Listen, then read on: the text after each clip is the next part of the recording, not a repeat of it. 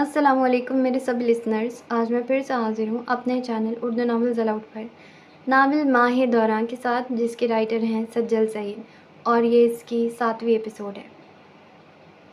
باب 4، 12 دسمبر 2021۔ کتنے چانسز ہیں کہ ہم یہ ڈنر چھوڑ کر رائڈ کے لیے نکل جائیں؟ لان میں پڑی کرسیوں میں سے ایک کے پیچھے کھڑا وہ کونیا کرسی پر ٹکائے سامنے بیٹھی ماں کو دیکھتا بولا۔ جواباً ماں نے آنکھیں چھوٹی کی اسے دیکھا، جس پر وہ سر جھکائے ہنسا تھا۔ 0۔ یہ سب بورنگ ہے یار۔ ایک نظر اپنی اطراف میں ڈالی۔ کچھ فاصلے پر ان سب کے پیرنٹس بیٹھے خوش گپیوں میں مصروف تھے۔ ڈنر میں کچھ وقت تھا، اس لیے وہ لان میں بیٹھے وقت گزاری کر رہے تھے۔ ڈین ناراض ہو جائے گا، ہم اس کی برتھ ڈے ڈنر چھوڑ کر نہیں جا سکتے۔ میں 100% یقین سے کہہ سکتا ہوں وہ خود یہاں سے نکلنے کا بہانہ ڈھونڈ رہا ہوگا۔ گردن موڑے رائد نے سائڈ پر کھڑے ڈان کو دیکھا، جو ازرا کے ساتھ کھڑا جانے کون سی کہانی اسے سنا رہا تھا۔ ازرا کی شکل دیکھ کر لگ رہا تھا وہ زبردستی اس کی باتیں سننے پر مجبور ہے۔ ازرا ان کی کوک گریس کا بیٹا تھا، جو ڈان اور رائد سے 4 سال سینئر تھا، لیکن بچپن سے ڈان کے گھر اپنی ماں کے ساتھ رہ رہا تھا۔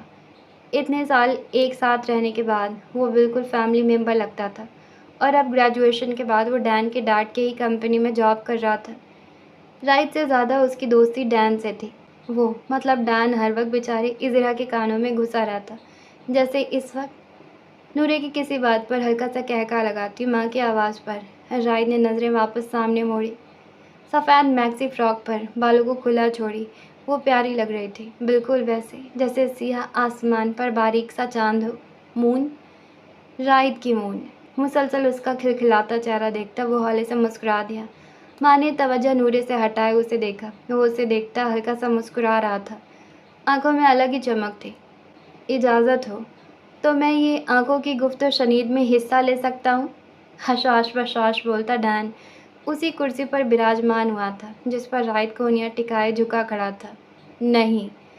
رائد کے یک لفظی جواب پر کہکہا لگائے وہ ٹانگ پر ٹانگ چڑھائے مزید ٹیک لگائے بیٹھا۔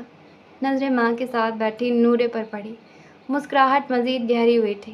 مائے مائے نورے، یہ تم ہو؟ میرے گھر میرے لان میں؟ کہہ دو کہ میں خواب دیکھ رہا ہوں۔ چھپے شریر لہجے میں بولتا وہ اسے چھیڑ رہا تھا۔ نورے نے آنکھیں گھمائیں۔ وہ اس کی سالگرہ پر اسے کسی قسم کے القابات سے نہیں نوازنا چاہتی تھی۔ ہیپی برتھ ڈے ڈینی، امید ہے بڑھتی عمر کے ساتھ تم میں کچھ عقل آ جائے۔ Thank you ma'am. اور تم نے یہ لفظ کہاں سے سیکھا؟ ماہ دوران تم نے سکھایا؟ اس کی بات سمجھتے جہاں ماں اور رائد نے ہنسی دبائی تھی، وہیں نورے نے کھانے والی نظروں سے ڈان کو دیکھا، مگر وہ ڈان ہی کیا جو نورے کی کسی بات کو سنجیدہ لیتا، بلکہ وہ کسی کی بات کو سنجیدہ نہیں لیتا تھا۔ سنجیدگی اس کی جدی میں ہی نہیں تھی۔ ازیرا نے خالی کرسیوں میں سے ایک پر بیٹھے ماں اور نورے کی جانب مسکراہٹ اچھالی۔ انا نہیں آئی ازیرا؟ ماں نے نرمی سے آواز میں پوچھا تھا۔ رائد اپنی جگہ سے ہلتا اس کے ساتھ والی کرسی پر بیٹھ گیا۔ اس کے ایگزامز چل رہے ہیں، وہ ان کی تیاری میں مصروف ہے۔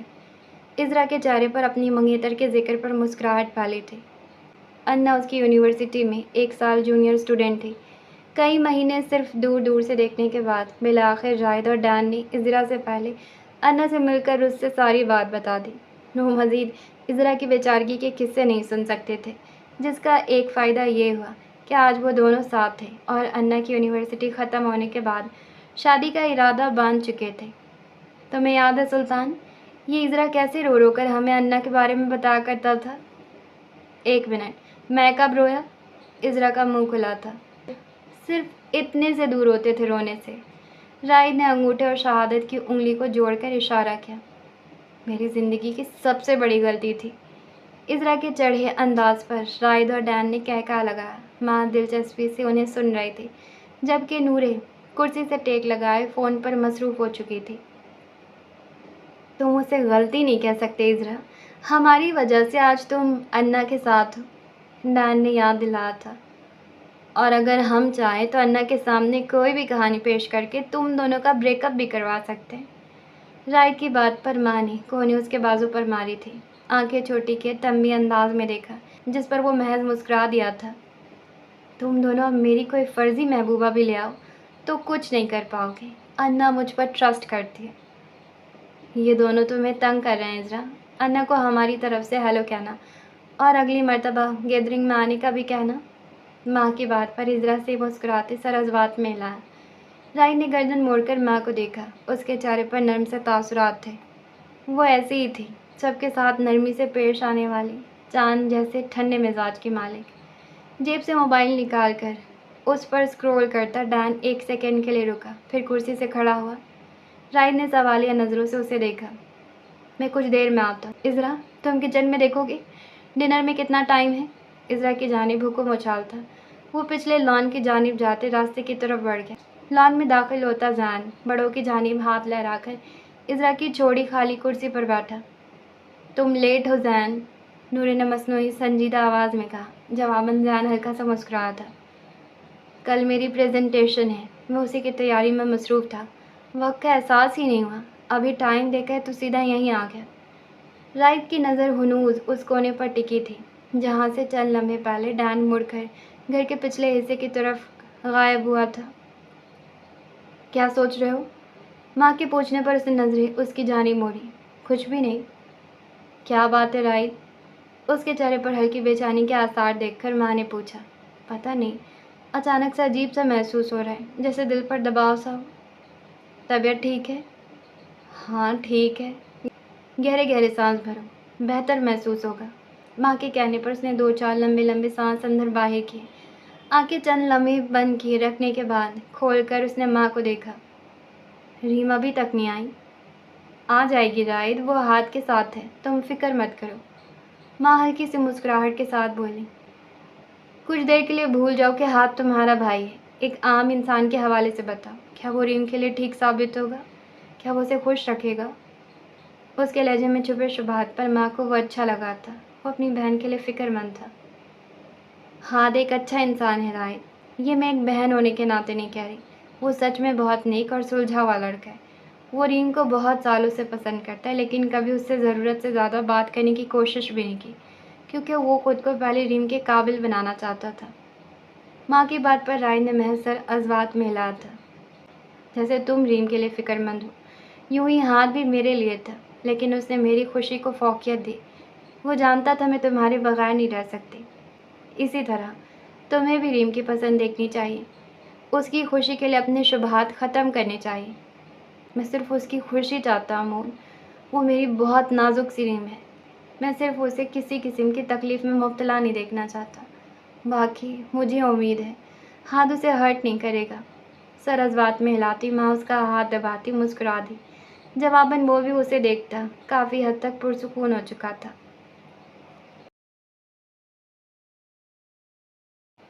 डिनर टेबल लग चुका था और वो लॉन से डाइनिंग हॉल में आ चुके थे, लेकिन डैन के कोई आसार दिखाई नहीं दे रहे थे। जिसके एजाज़ में दावत रखी गई थी वो खुद गायब था।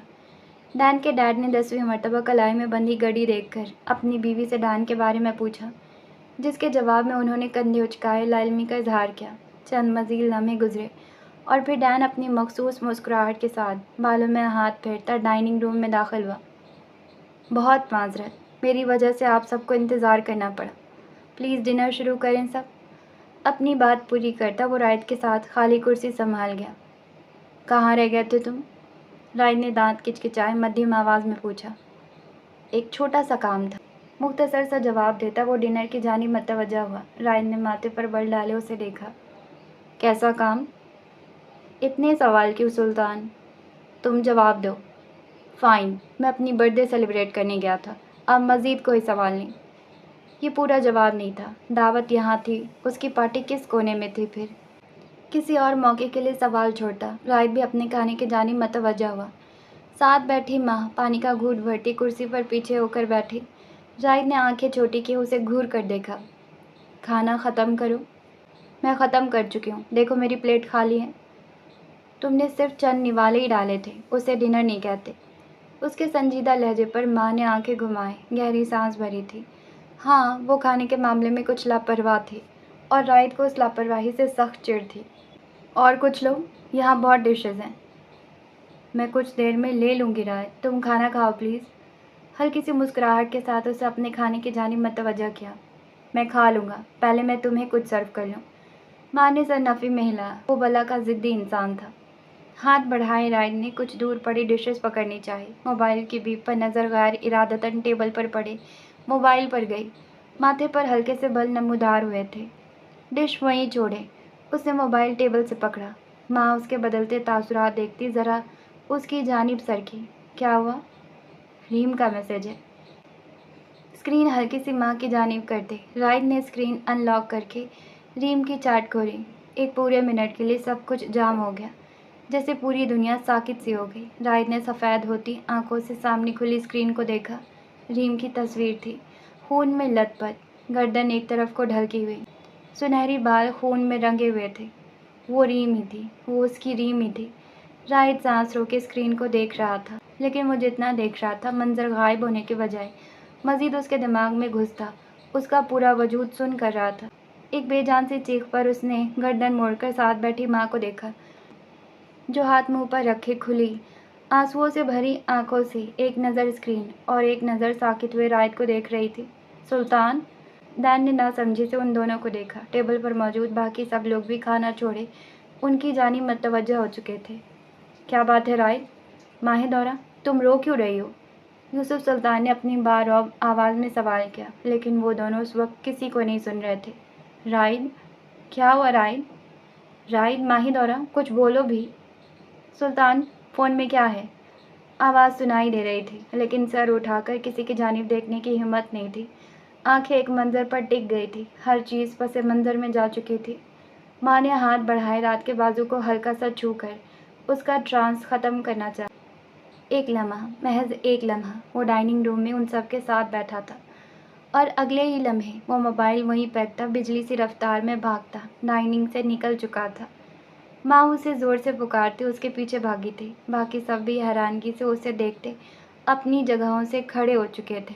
ڈین نے زمین پر پڑا رائد کا فون اٹھائے، اسکرین اپنے سامنے کیا۔ ایک لمحے کو وہ سر سے پاؤں تک کانپا تھا۔ شٹ! الٹے قدم اٹھاتا وہ بھی باہر کی جانب بھاگا۔ نوری نے حیرت اور پریشانی سے ان تینوں کو ایک دوسرے کے پیچھے بھاگتے دیکھا۔ پھر مزید کچھ سوچنے کے بجائے وہ بھی تیزی سے ڈین کے پیچھے گئی۔ باقی سب بھی ٹیبل چھوڑ کر ان کے پیچھے لپکے تھے، لیکن وہ بے خبر تھے، بالکل بے خبر۔ ایک خوفناک منظر ان کا منتظر تھا، قیامت سے پہلے ایک قیامت ان کی منتظر تھی۔ تو تم کہہ رہی ہو رائد کو ریم کے نمبر سے میسج آیا تھا؟ ماں نے سوال پر سر ازبات میں ہلایا۔ آنسو قابو کرنے کی جدوجہد میں اس کا چہرہ سرخ پڑا تھا، لیکن وہ روئی نہیں تھی۔ میں نے خود دیکھا تھا، ریم کا نام ہی تھا۔ رومان نے بغور اس کا اترا ہوا چہرہ دیکھا۔ وہ اس وقت پارک لین کے قریب ایک کیفے میں بیٹھے تھے۔ رومان کے پوچھنے پر ماں نے اسے اس رات کا تمام واقعہ سنا ڈالا تھا۔ کافی کے کپ کے کنارے پر شہادت کی انگلی پھیرتا وہ پرسوچ نظر سے سامنے بیٹھی ماں کو دیکھ رہا تھا۔ ریم کا موبائل کہاں تھا؟ وہیں پر، مطلب ہاتھ کے کمرے سے ہی ملا تھا۔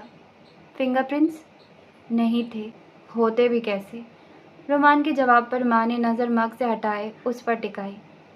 یہ سب کیسے ہوگا؟ وہ سوال میں چھپا سوال جانتا تھا، لیکن چپ رہا۔ ہاتھ کا وکیل کون تھا؟ پرسنلی میں نہیں جانتی، ڈیڈی نے کروایا تھا۔ کبھی ایسی صورتحال سے نہیں گزرے تھے۔ ڈیڈی بھی وکیل کو بہت اچھے سے نہیں جانتے، ان کے کسی جاننے والے نے تجویز کیا تھا۔ رومان نے ہلکا سا سر نفی میں ہلایا۔ ہاتھ کے کیس کے بارے میں کبھی اس نے تم سے یا گھر میں کسی سے بات کرنی چاہی، یا کیس بند ہونے کے بعد دوبارہ کوشش کرنی چاہی؟ نہیں، کیس کے بعد اس کی پوسٹنگ لیڈز میں ہو گئی تھی، ہم دوبارہ اس سے کبھی نہیں مل سکے۔ ماں کے جواب پر رومان نے گہرا سانس بھرا تھا۔ کافی کا ایک گھونٹ بھرتا وہ میز پر کونیا ٹکائے ہلکا سا آگے سرکا۔ آپ کے ہائر کیے وکیل نے یا تو پیسے دے کر ڈگری حاصل کی، یا پھر وہ بک چکا تھا۔ ہموار سا لہجہ تھا، لیکن بات گہری تھی۔ ماں نے ہلکی سی آنکھیں وا کیے حیرانگی سے اسے دیکھا۔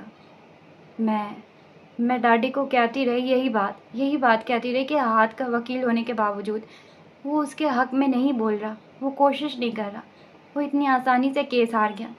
صرف ایک ہیئرنگ کے بعد ہاتھ کا کیس بند ہو گیا اور اس کو سزا سنا دی گئی۔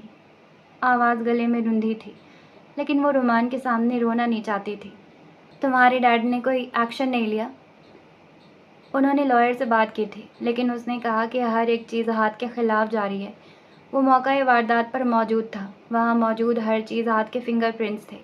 سب کچھ ہاتھ کے خلاف تھے۔ اسے یاد تھی ان دنوں کی بے بسی، جب ہر آنے والا دن انہیں ہاتھ سے دور کر رہا تھا، جب ہر آنے والا لمحہ کوئی بری خبر ساتھ لاتا تھا۔ پیسہ، تعلق، دعائیں، کچھ بھی کام نہیں آ سکا۔ ہاتھ سزا سے نہیں بچ سکا تھا۔ کیا ہاتھ نے اس وقت بتایا کہ وہ ریم کو چھوڑ کر بیکری کی طرف گیا تھا؟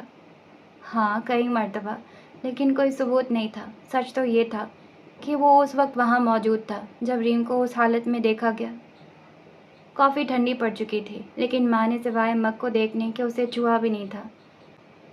حالات ہاتھ کے خلاف تھے، لیکن آدھے سے زیادہ اس کے خلاف لائے گئے تھے۔ کوئی بیوقوف انسان بھی اس وقت تفتیش کر لیتا تو ہاتھ آج جیل میں نہ ہوتا۔ تم سب کو محض چند لمحے عقل سے سوچنا چاہیے تھا۔ تم نے کیوں نہیں سوچا؟ جب ہاتھ کہہ رہا ہے کہ وہ اس وقت بیکری میں تھا تو تمہیں چاہیے تھا تم خود کوشش کرتی، اس بیکری تک پہنچ جاتی ماہ دورہ۔ تم سب کا آدھا آدھا حصہ ہے اسے جیل میں ڈالنے کا۔ بظاہر وہ سنجیدگی سے بول رہا تھا، لیکن ماں اس کے الفاظ میں غصہ محسوس کر سکتی تھی۔ ایک لمحے کو اسے سامنے بیٹھا شخص برا لگا تھا۔ وہ کیسے اسے ہاتھ کی سزا میں حصہ دار ٹھہرا سکتا تھا؟ وہ جو کئی راتیں سو نہیں سکی تھی، وہ جو روتے روتے بے ہوش ہو جایا کرتی تھی، وہ جو قریباً ڈپریشن کی مریضہ بن چکی تھی، اسے وہ کیسے حصہ دار ٹھہرا سکتا تھا؟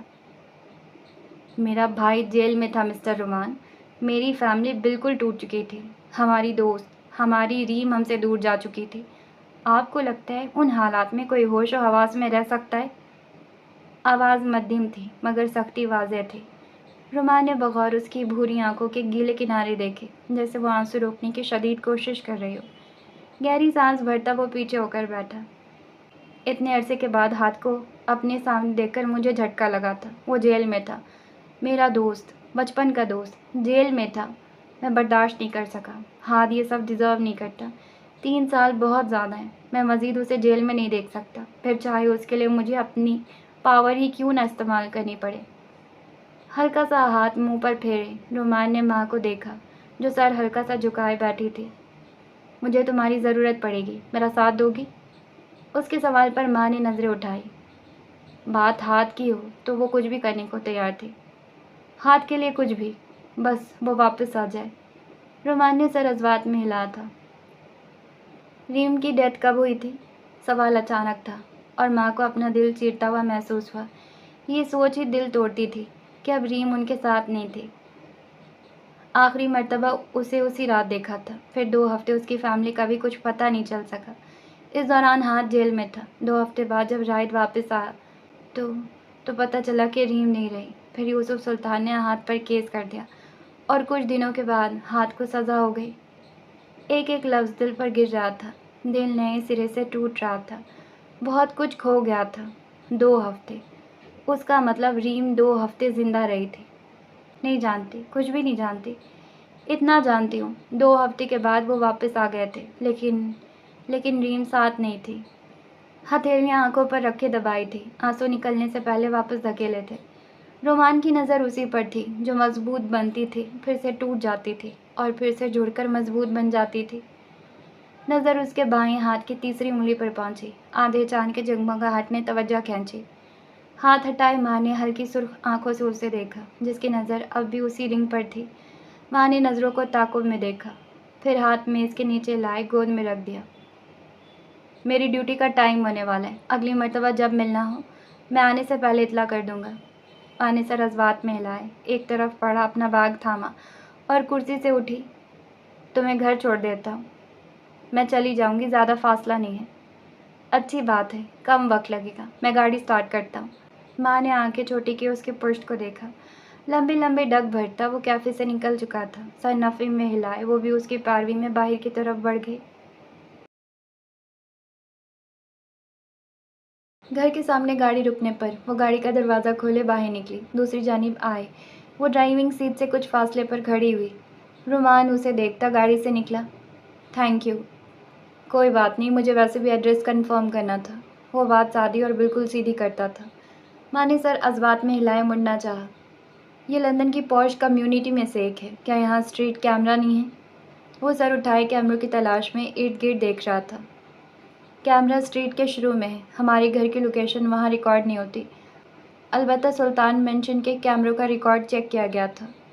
پھر وہاں سے کچھ نہیں ملا۔ ماتھے پر ہلکے سے بل ڈالے رومان نے اسے دیکھا۔ ایسا کیسے ممکن ہے؟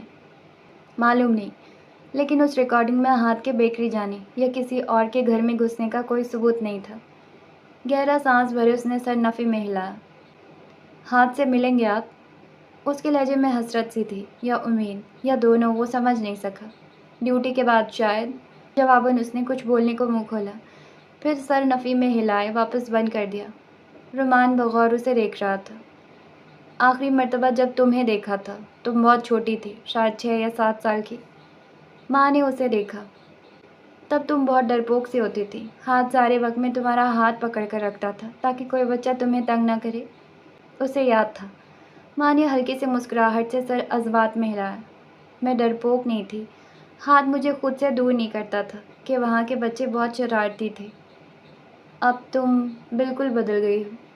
اس کی بات پر ماں نے بیگ کے اسٹریپ کو مضبوطی سے تھاما۔ اب ہاتھ پکڑنے والا ہاتھ نہیں ہے۔ آواز مدھم ہوئی تھی۔ رومان نے گہری سانس بھری اسے دیکھا۔ گھر میں اور کون کون ہے؟ ماما اور نورے۔ ڈیڈی مینچسٹر ہوتے ہیں۔ تم لوگوں کو اکیلا چھوڑ کر؟ ان کا پروجیکٹ ہے وہاں پر۔ یہ کہہ کر جانے وہ خود کو تسلی دیتی یا سامنے والے کو۔ رومان نے چند سیکنڈ خاموشی سے اسے دیکھا، جو سر جھکائے اپنے سنیکرز کو دیکھ رہی تھی۔ کچھ کہنے کو منہ کھولا ہی تھا جب بائک کے انجن کی تیز آواز پر جہاں رومان نے گردن موڑ کر آواز کی جانب دیکھا، وہیں ماں کی سانس ایک لمحے کو سینے میں اٹکی تھی۔ رائد اور ڈین دونوں کے بائک ایک ساتھ سلطان مینشن کے گیٹ کے سامنے رکے۔ چند سیکنڈ کے بعد ڈین اپنی بائک آگے بڑھا گیا، جبکہ رائد نے بائک پر بیٹھے ہی اپنا ہیلمٹ اتارا، ماتھے پر آئے بال پیچھے ہٹائے۔ اس نے سرسری نظر عالم ہاؤس پر ڈالی، لیکن سرسری نظر مسلسل میں بدلی تھی۔ وہ اپنی جگہ پر ساکت اسے رومان کو دیکھ رہا تھا۔ ایک سڑک کا فاصلہ ہونے کے باوجود ماں کو اس کی آنکھوں میں پھیلتی سیاہی صاف محسوس ہو رہی تھی۔ یہ کون ہے؟ رومان کے سوال پر رائد کے ٹرانس سے نکلتے اس نے پہلو بدلا۔ رائد، ریم کا بھائی۔ ایک لمحے کو اس کا تعارف اپنا دوست کہہ کر نہ کروانے پر دل میں مایوسی سی چھائی تھی۔ میں پھر آؤں گا۔ اپنی بات کہتا رومان واپس کار میں سوار ہوتا سڑک پر ڈال چکا تھا، جبکہ وہ اپنی جگہ پر کھڑی سامنے بائک پر بیٹھے نظریں اس کی جانب گاڑے رائد کو دیکھ رہی تھی۔ گہری سانس بھرتے اس نے قدم گیٹ کی جانب بڑھانے ہی چاہے تھے جب بائک واپس اسٹارٹ ہوا تھا، اور اگلے 3 سیکنڈ میں وہ اس کے سامنے ایک جھٹکے سے رکا تھا۔ ماں تیزی سے پیچھے ہٹتی اب حیرت سے اسے دیکھ رہی تھی۔ نیلی آنکھیں ڈھلتی شام کے گہرے آسمان جیسی معلوم ہو رہی تھی۔ اس کا جبڑا بھینچا ہوا تھا، ہینڈل پر گرفت مضبوط ہونے کے باعث ہاتھ سفید پڑے تھے۔ وہ غصے میں تھا۔ بیٹھو۔ مضبوط آواز میں مختصر سا حکم صادر کیا گیا تھا۔ مطلب؟ وہ حیرانگی سے اسے دیکھ رہی تھی۔ بائک پر بیٹھو۔ کیوں؟ وہ آواز میں بھی حیرانگی محسوس کر سکتا تھا۔ سوال نہیں ماہی دورہ، جیسا کہہ رہا ہوں ویسا کرو۔ اور میں ویسا کیوں کروں گی جیسا تم کہو گی؟ حیرت ہلکی سی کم ہوئی تھی اور اس کی جگہ الجھن نے لے لی تھی۔ دانت کچکچائے رائد نے آنکھیں چھوٹی کی اسے دیکھا۔ اگلے 5 سیکنڈ میں تم بائک پر سوار ہو۔ لیکن تم مجھے کہاں لے کر جانا چاہتے ہو؟ 4۔ 1 منٹ، پہلے 3 سیکنڈ کہاں گئے؟ منہ کھولے وہ اسے دیکھ رہی تھی۔ 5۔ اور اس کے ساتھ ہی وہ بائک سے اترتا اس کی طرف بڑھا۔ ماں نے بے اختیار تیز قدم بائک کی جانب بڑھائے۔ میں بیٹھ رہی ہوں۔ رائد نے اس کے تیزی سے کہنے پر ہونٹ دبائے تھے، جیسے مسکراہٹ دبائی ہو۔ بیگ اس کے کندھے سے اتار کر بائک پر رکھا، ہیلمٹ اس کے سر پر رکھتا وہ بائک پر سوار ہوئے اس کے بیٹھنے کا انتظار کرنے لگا۔ کہاں لے کر؟ تم بیٹھ رہی ہو یا میں پھر سے اتروں؟ وہ حکم یوں صادر کرتا جیسے صرف نام ہی نہیں وہ خود بھی یہاں کا سلطان ہو۔ دانت کچکچاتی وہ بائک پر سوار ہو گئی۔ تم مجھے کڈنیپ کر رہے ہو؟ ہیلمٹ کے پیچھے سے آواز آئی تھی۔ تم اپنی مرضی سے بائک پر بیٹھی ہو۔ مطلب؟ ماں کا دل چاہا وہ ہیلمٹ اتار کر اس کے سر پر دے مارے، لیکن اس سے پہلے وہ بائک سٹارٹ کر چکا تھا اور اگلے ہی لمحے ماں کو اپنا آپ ہوا میں لہراتا ہوا محسوس ہو رہا تھا۔ قریباً 20 منٹ بقول ماں کے ہوا میں سفر کرنے کے بعد وہ شاید اپنی منزل تک پہنچ چکے تھے۔ سر اٹھانے پر ایک مرتبہ اس کی آنکھیں واہ ہوئی تھیں۔ وہ ویسٹ منسٹر برج پر تھے۔ رائد اسے اس کی پسندیدہ جگہ پر لایا تھا۔ ہیلمٹ اتار کر وہ بائک سے اتری۔ राइड बाइक से टेक लगाए खड़ा हुआ। चंद लम्हों के लिए वो हर चीज़ से बेगाना हो चुकी थी। बाजू खोले, उसने सर्द हवा, चलते दरिया के पानी की आवाज़, ढलती शाम के धुंधलके को महसूस किया। एक सुकून की लहर उसके अंदर तक उतरी थी। जाने कितने अरसे के बाद उसे ऐसा सुकून मिल रहा था। एक आंसू आँख से निकलता, उसके उठे सर के बाइस कनपट्टी से होता बालों में गायब हुआ था। एक गहरा सांस हवा में छोड़ती वो बाजू सीने पर बांधी, एड़ियों पर वापस मुड़ी। राहिद अपनी जगह पर ही बैठे उसे देख रहा था। माँ ने हल्की सी मुस्कुराहट उसकी जानिब उछाली थी। जवाबन वो बिना किसी तासुर के उसे देखता रहा। तो मुझे यहाँ क्यों लाए हो? पता नहीं, क्योंकि ये जगह तुम्हें पसंद है। तुम पहले गुस्से में थे जब तुमने मुझे बाइक पर बैठने को बोला था। राहिद ने नज़रें उस पर से हटाए, नीचे चलते पानी को देखा। तुम परेशान हो? उसके लहजे में फ़िक्र थी। वो उसके लिए फ़िक्रमंद हो रही थी। तुम मुझसे शेयर कर सकते हो राहिद। वो 2 कदम चलती उसके नज़दीक खड़ी हुई थी। राहिद की नज़र अब भी पानी पर थी और वो खामोश था। माँ ने बगौर उसका चेहरा देखा। उसका खूबसूरत चेहरा उतरा हुआ था, जिस पर कई अरसे की थकन के आसार दिखाई दे रहे थे। राहिद, अब की मर्तबा नज़रें उसकी जानिब मुड़ी। मुझसे बात करो, मैं तुम्हें सुनना चाहती हूँ। मैं तुम्हें सुनूंगी राहिद। राहिद ने खामोशी से उसकी भूरी आंखों में देखा, जिनकी चमक अब कुछ मान पड़ गई थी, लेकिन वो राहिद के लिए अब भी सबसे खूबसूरत थी। भला माही दौरा की खूबसूरती भी मान पड़ सकती है। वो चाँद थी। वो चाँद तो हमेशा चमकता है, हमेशा खूबसूरत रहता है। तो मुझसे पूछती थी कि मैं 2 हफ्ते कहाँ रहा था। माँ का सांस 1 सेकंड के लिए रुका था। हाँ, मैं 2 हफ्ते हॉस्पिटल रहा था। जवाब बहुत मुख्तसर था, लेकिन उसमें छुपी तकलीफ, उससे झलकता दर्द माँ को अपने दिल तक पहुँचता महसूस हुआ था। रीम के साथ? रीम के साथ। माँ ने आंखें झपकाए, आने वाली नमी को ख़त्म करना चाहा। राहिद ने नज़रें वापस पानी की लहरों की जानिब मोड़ ली। वो होश में थी। आवाज़ में हिचकिचाहट थी। मैं उसके पास बैठा रहा, उसको आवाज़ें देता रहा, लेकिन वो होश में नहीं आई। उसने होश में आना ही नहीं था। लहजा पस्त था, नीली आंखें समंदर की उदास लहरों जैसी थी। मैं रोता नहीं था, कभी भी नहीं, चोट लगने पर भी नहीं। डैन कहा करता था मैं रोबोट हूँ, मुझ में एहसास नहीं है, मुझ में आंसू जैसा मादा नहीं है। गहरी सांस भरी थी। डैन गलत था, क्योंकि मैं रोया था 2 हफ्ते। मैं 2 हफ्ते रीम के सिरहाने खड़े होकर रोया था। मेरी आंखें थक जाती थी, लेकिन आंसू ख़त्म नहीं होते थे। मैं अपनी बहन के लिए रोया था, मैं उसकी तकलीफ़ में रोया था। आंसू आंखों से निकलते, माँ के गाल भिगो रहे थे, लेकिन उसे अपने आंसुओं की परवाह नहीं थी। उसे साथ खड़े लड़के की परवाह थी, उसकी तकलीफ़ की परवाह थी। मेरा दिल टूट गया, और उस टूटे दिल के टुकड़े अभी तक चुभते हैं मुझे। हर लम्हा मुझे मेरी रीम की तकलीफ़ का एहसास दिलाते। दिल भी ऐसा टूटा कि फिर कभी जुड़ ही ना सका। मेरे जीने की, खुश रहने की सब वजह ख़त्म हो गई, सब ख़त्म हो गया। माँ की सिसकी की आवाज़ पर राहिद ने गर्दन मोड़े उसे देखा। उसका चेहरा भीगा हुआ था, आंखें आंसुओं से भरी हुई थी। तुम वहाँ नहीं थी, तुम साथ नहीं थी माही दौरा। जब मैं रोया, चीखा, गिड़गिड़ाया, तुम वहाँ नहीं थी। जब मेरे दिल के टुकड़े हुए, जब उन टुकड़ों से मैं ज़ख्मी हो गया, तुम वहाँ नहीं थे। मैं सिर्फ रीम नहीं, तुम्हारी जुदाई पर भी रोया। हमारी 12 साल की दोस्ती पर, हमारी मोहब्बत पर, हमारे उस खूबसूरत रिश्ते पर जो हमने एक साथ बांधा था। मैं तुम्हारी बेवफाई पर रोया।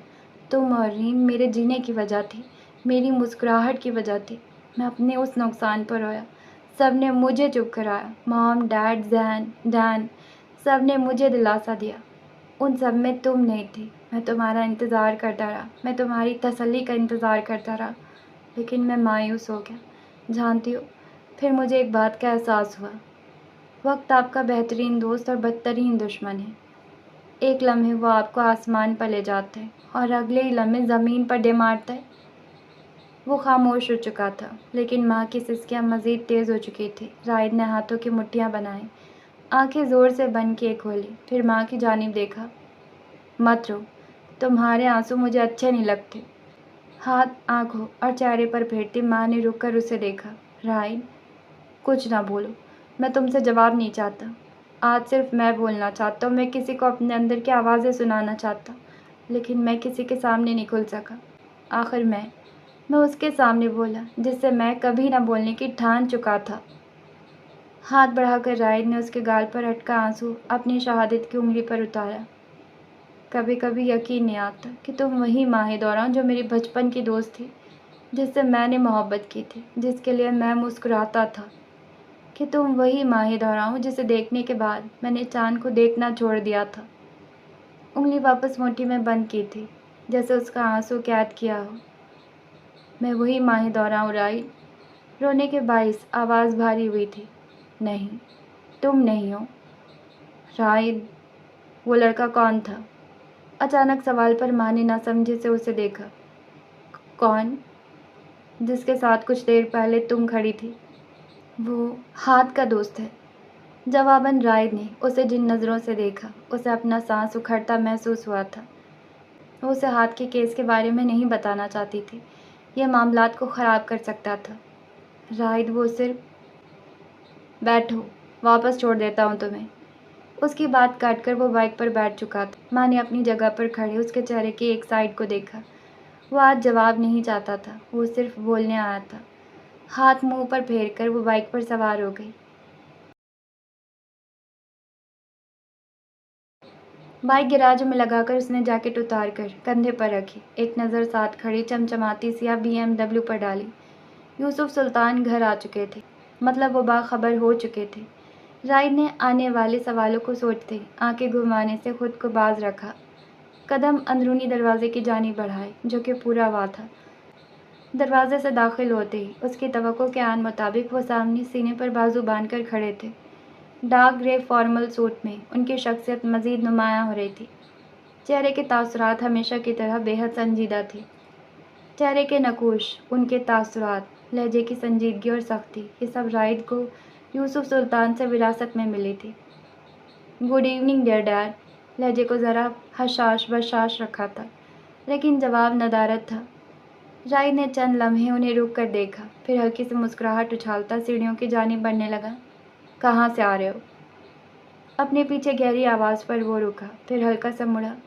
رائڈنگ سے، مختصر جواب تھا۔ کس کے ساتھ؟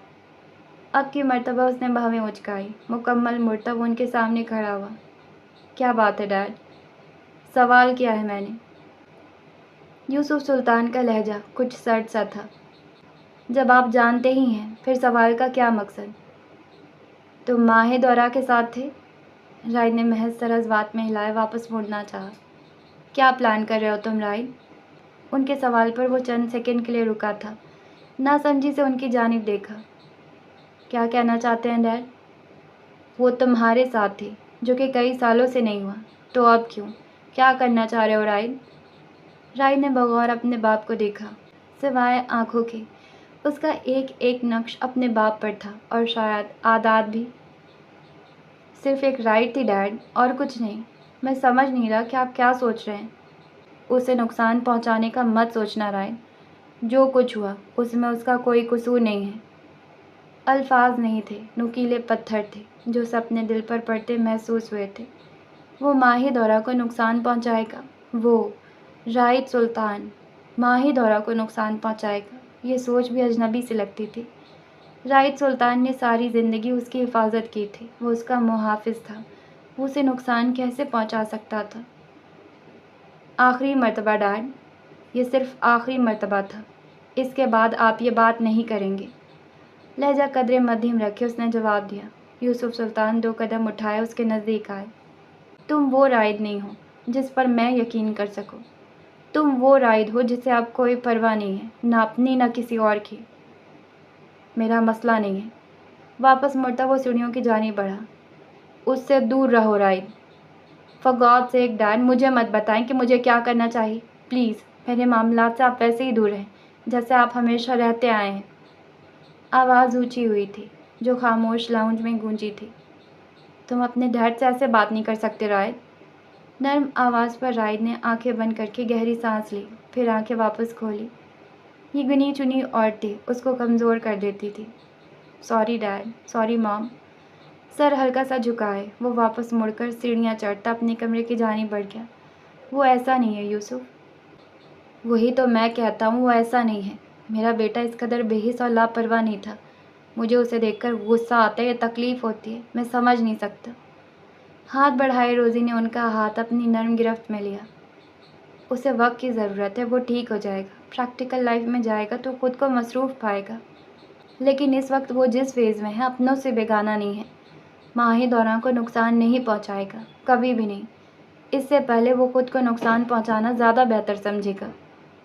यूसुफ ने नज़दीक खड़ी अपनी बीवी को देखा। उनके और रायत के मिजाज को संभालना वो अच्छे से जानती थी।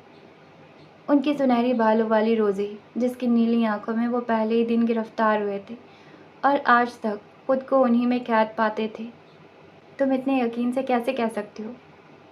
क्योंकि मुझे अपने बेटे पर यकीन है, और जिनसे मोहब्बत हो उन्हें तकलीफ़ नहीं दी जा सकती। बकौल उसके वो अब उससे मोहब्बत नहीं करता। रोज़ी हल्का सा मुस्कुराई। मोहब्बत भी कभी ख़त्म हुई है मिस्टर सुल्तान? इतना वक्त गुजर गया कि आपकी मोहब्बत कम हुई? सवाल पर यूसुफ सुल्तान के चेहरे पर हल्की सी मुस्कुराहट नमूदार हुई थी। बाजू उसके कंधे पर रख के अपने हिसार में लिया था। बिल्कुल नहीं, तुम आज भी मेरे लिए मेरी सुनहरी बालों वाली शहजादी हो। तुम्हें देखकर तो मुझे आज भी वो पहली नज़र याद आ जाती है जिसमें सब कुछ हार गया था, सबसे बढ़कर आपकी सो कॉल्ड ईगो। यूसुफ सुल्तान का हल्का सा कहका लाउंज में गूंजा था। वो सिर्फ तुम्हारे लिए ख़त्म हुई थी, तुम जानती हो, बाकी सब के लिए आज भी नहीं बदला। रोज़ी ने सर नफ़ी में हिलाया था। और फिर वो कैसे अपने बेटे को डांट सकते थे जबकि उनकी फितरत उसके खून में शामिल थी। बेड पर आड़ी तिरछी लेटे, मोबाइल हाथ में थामे, वो तस्वीर देखने में मगन थी जो आज उसने अपने दोस्तों के साथ कॉलेज के बाद लंच पर ली थी। 20 के करीब तस्वीरों में से 2 ग्रुप फ़ोटो, एक अपनी अकेली तस्वीर व्हाट्सएप स्टेटस पर अपडेट करने के बाद मोबाइल बंद करती वो सामने खुले लैपटॉप की जानिब मतवज्जा हुई। 2 माह में उसके पहले सेमेस्टर के फाइनल्स होने वाले थे। लॉ उसका शौक नहीं था, जिसके बायस उसे शुरू में कुछ परेशानी भी हुई थी। उसकी दिलचस्पी फैशन में थी, लेकिन डैडी की ख्वाहिश पर उसने लॉ रख लिया था। माँ शुरू से बिजनेस में जाना चाहती थी, जबकि डैडी हाथ को इंजीनियरिंग की तरफ लेकर जाना चाहते थे, लेकिन हाथ ने अपने शौक को मद्देनज़र रखते आर्ट्स को चुना था और अब उसने डैडी का दिल रखा था। इस पर डैडी ने उन दोनों को वेकेशन पर अपने पास मैनचेस्टर बुलाया था।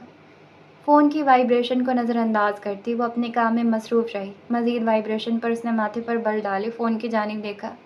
हाथ बढ़ाकर फ़ोन थामे अपने सामने किए, ऑन किया। डैनी, ये साथ में डबल बैटरी कौन है? फॉर गॉड सेक, ये छिपकली की तरह क्यों चिपका है तुम्हारे साथ? इसका नाम पता सब बताओ, बल्कि रहने दो, मैं खुद पता लगवा लूँगा। ये तुम्हें ऐसे क्यों देख रहा है? 1 मिनट, तुम इतना किस बात पर हंस रही हो? गॉड, मैं इस डबल बैटरी के ऐनक के शीशे इसकी आंखों में घुसा दूंगा। नूरे आधा मुंह खोले बेयकीनी से उसके मैसेज पढ़ रही थी, जो एक के बाद एक धड़ाधड़ आई जा रही थी। वो जवाब लिखने वाली थी जब एक और मैसेज आया। तुम मुझे इग्नोर कर रही हो? मैं तुम्हारे दोस्तों से पहले तुम्हें अपनी बाइक के नीचे दे दूंगा। अब की मर्तबा आधा मुंह खुला था। आंखें झोटी के नूरे ने स्क्रीन को यूं घूर कर देखा जैसे स्क्रीन की बजाय वो खुद खड़ा हो। तुम्हारा दिमाग ठीक है? डबल बैटरी को देखने के बाद बिल्कुल नहीं। तुम्हें मेरे दोस्तों से क्या मसला है? और उल्टा नाम मत लो। उल्टा नाम नहीं, अब मैं उसे उल्टा लटकाऊंगा। Shut up. अब तुम उस छिपकली के लिए मुझसे लड़ोगी? तुम पागल हो डैनी, मुझे पढ़ने दो, अब तंग मत करना। अब तुम मुझसे तंग हो रही हो? नूरे ने गहरा सांस भरा था। मैसेज नज़रअंदाज करते वो फ़ोन रखने वाली थी जब एक मर्तबा फिर वाइब्रेशन पर उसका दिल अपना सर पीटने को चाहा था। My beautiful red head. Message के साथ दिल का इमोजी भी था। यह मैसेज नूरे की अकेली तस्वीर पर था। मैसेज को पूरे 5 मर्तबा पढ़ने के बाद भी कोई तब्दीली नहीं आई थी। वो उसे ब्यूटीफुल कह रहा था, बल्कि साथ में दिल भी भेजा था। या तो डैन पागल हो चुका था या वो मरने का इरादा रखता था। मैं तुम्हारी नहीं हूँ, अब मुझे ऐसा बोला तो मैं तुम्हारी जान ले लूँगी। गॉड, गुस्से में इतनी हसीन लगती हो, बिल्कुल अपने बालों जैसी सुर्ख। जहन्नुम में जाओ तुम। चलो साथ में चलते हैं, राइड मेरी तरफ से।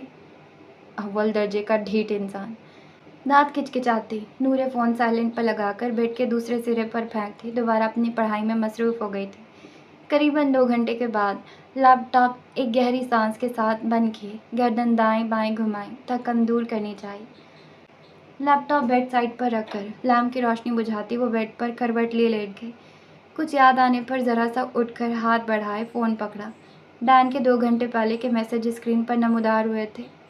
وہ سب مذاق تھا، ڈبل بیٹری والا بالکل نہیں، اسے تو میں کالج میں دیکھ لوں گا۔ مائی بیوٹیفل ریڈ ہیڈ والا بھی نہیں، کیونکہ تم صرف میری ریڈ ہیڈ ہو۔ نورے نے میری کو گھور کر دیکھا۔ اور غصے والا بھی نہیں، تم واقعی غصے میں بہت پیاری لگتی ہو۔ 1 منٹ، تو مذاق کیا تھا پھر؟ سر نفی میں ہلائے، اس نے جواب دیے بغیر موبائل بند کرنا چاہا۔ تم پھر سے اگنور کر رہی ہو، میں تمہاری بائک کا ٹائر پنکچر کر دوں گا۔ تم سوتے نہیں ہو الو کہیں کی، اور میری بائک کے قریب بھی نظر آئے تو میں تمہارے گھڑوں میں پین گھونپ دوں گی۔ آؤچ، کسی کو میرے ڈمپل بہت پسند ہے۔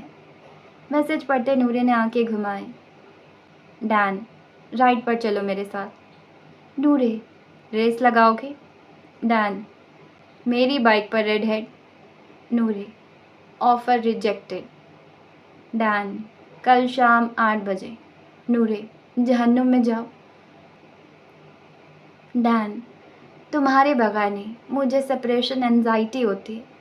اب کی مرتبہ آنکھیں گھمانے کے ساتھ وہ ہنسی بھی تھی۔ یہ لڑکا پاگل تھا، سر نفی میں ہلاتے وہ فون بند کر کے کروٹ لیے، آنکھیں بند کر کے وہ ایک باغ کے وسط میں کھڑا تھا، جہاں حد نظر تک رنگ برنگے پھول دکھائی دے رہے تھے، لیکن وہ پھولوں کو نہیں دیکھ رہا تھا۔ اس کی نظر کسی کو تلاش کر رہی تھی، پھولوں کے درمیان وہ کسی پھول کو تلاش رہا تھا۔ چھوٹے چھوٹے قدم اٹھاتا وہ آگے بڑھا، گردن دائیں بائیں گھمائے، ہر جانب دیکھا، نظر مایوس لوٹی تھی۔ قدم اٹھاتا وہ مزید آگے بڑھا، باغ کے دائیں جانب ایک بڑا سا درخت پھولوں پر اپنا سایہ کیے کھڑا تھا۔ درخت کی جانب دیکھتے اس کی نظر ایک دم رکی تھی۔ درخت کی اوٹ سے گلابی رنگ کی جھلک سی دکھائی دے رہی تھی۔ ہموار چلتی سانس ایک لمحے کے لیے تیز ہوئی تھی۔ آہستہ آہستہ قدم اٹھاتا احتیاط سے وہ درخت کی جانب بڑھا۔ درخت کے قریب پہنچ کر اس نے سر ہلکا سا آگے کیے، اس کی اوٹ میں دیکھا۔ چند لمحے پہلے تیز ہوا سانس اب ہلکا ہوتا بالکل آہستہ چلنے لگا تھا۔ وہ جس کو تلاش رہا تھا وہ سامنے بیٹھی تھی، پھولوں کے درمیان، پھولوں جیسی، گلابی لباس میں، گلابی پھولوں جیسی۔ بالکل چھوٹے چھوٹے قدم اٹھاتا وہ اس کے نزدیک پہنچ کر ایک گھٹنا زمین پر ٹیک کر اس کے سامنے بیٹھا۔ وہ اطراف سے بھیگانا اپنی قیمتی پھولوں کے ساتھ کھیلنے میں مصروف تھی۔ ریم، مدھیم سی آواز پر نظریں پھولوں سے ہٹائے ذرا سی اوپر کیے، گھٹنے کا بل بیٹھے ہلکا سا اس پر جھکے، ہاتھ کو دیکھا۔ ہاتھ؟ اس کی آواز سنجیدہ تھی، اور یہ لہجہ ریم کا نہیں تھا۔ وہ تو اتنی نرم سی آواز میں اسے پکارتی تھی۔ میں تمہیں ڈھونڈ رہا تھا۔ تم مجھے کیوں ڈھونڈ رہے تھے؟ ہاتھ نے ناسمجھی سے اسے دیکھا۔ کیونکہ میں تمہیں دیکھنا چاہتا تھا۔ تم جانتی ہو میں نے اتنے دن کیسے گزارے، میں تمہیں دیکھ نہیں سکا، میں تمہیں محسوس نہیں کر سکا۔ تم مجھے چھوڑ کر چلے گئے تھے۔ نظریں واپس پھولوں کی جانب موڑتی وہ سنجیدہ سے لہجے میں بولی، جیسے وہ ناراض ہو۔ ہاتھ مزید اس کی جانب جھکا تھا۔ میں نے تمہیں میرا انتظار کرنے کو بولا تھا ریم۔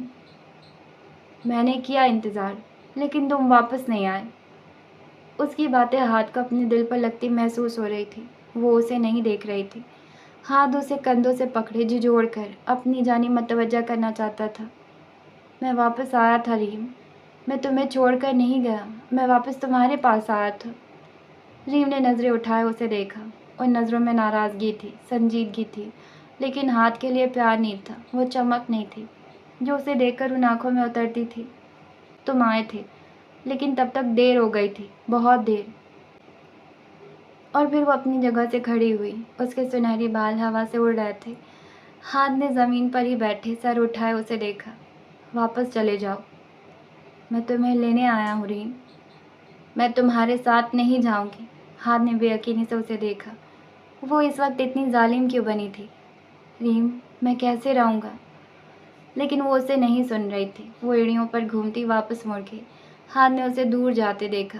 وہ اس کے پیچھے جانا چاہتا تھا، لیکن اسے اپنا جسم بے جان ہوتا محسوس ہوا۔ ریم، واپس آؤ ریم، میں تمہارے بغیر نہیں رہ سکتا ریم، میری طرف دیکھو، دور مت جاؤ، دور مت جاؤ ریم، ریم۔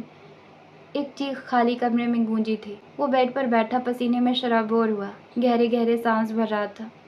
ہاتھ اٹھا کر چہرے پر پھیرا تو پتہ چلا وہ صرف پسینہ نہیں تھا، وہ آنسو تھے۔ وہ رو رہا تھا۔ دونوں ہاتھ چہرے پر پھیرے، آنسو اور پسینہ صاف کیا۔ وہ خواب دیکھ رہا تھا، وہ ریم کا خواب دیکھ رہا تھا، اور وہ ناراض تھی، وہ ہاتھ سے ناراض تھی۔ اسے لگ رہا تھا کہ ہاتھ اسے چھوڑ کر چلا گیا تھا۔ میں تمہیں چھوڑ کر نہیں گیا تھا، میں تمہیں چھوڑ کر نہیں گیا تھا۔ ہاتھ بالوں میں پھیرتا، وہ نم آواز میں بڑبڑایا تھا۔ مجھ سے غلطی ہو گئی، مجھے رک جانا چاہیے تھا، مجھے تمہارے پاس رک جانا چاہیے تھا، مجھے نہیں جانا چاہیے تھا۔ گہرا سانس بھرے اس نے ہاتھ سینے پر رکھے، ہلکا سا دبایا۔ اللہ اللہ اللہ، یہاں تکلیف ہوتی ہے، یہاں سے سانس رکتا محسوس ہوتا ہے۔ آنکھیں نئے آنسوؤں سے بھری تھی۔ ریم، ایک دن تمہاری یادیں میری سانس ختم کر دے گی، میں مر جاؤں گا، میں تمہارے بغیر مر جاؤں گا۔ چہرہ ہاتھوں میں چھپائے وہ اب ہلکورے لے رہا تھا، اور اب اس کی باقی کی رات یوں ہی بیٹھے روتے ریم کو خیالوں میں مخاطب کرتے گزرنے والی تھی۔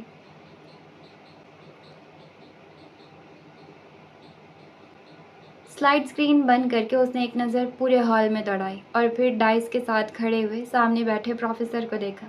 ہتھیلیوں میں آئے پسینے کو جینس پر ہلکا سا رگڑ کر صاف کیا۔ وہ مکمل تیاری سے آئی تھی، اور اسے یقین تھا کہ وہ کچھ سیکنڈ پہلے ایک بہترین پریزنٹیشن دے کر سائڈ پر ہٹی ہے، لیکن اس کے باوجود اس کا دل بیٹھا جا رہا تھا۔ اس اسائنمنٹ پر وہ کئی دیر سے کام کر رہی تھی۔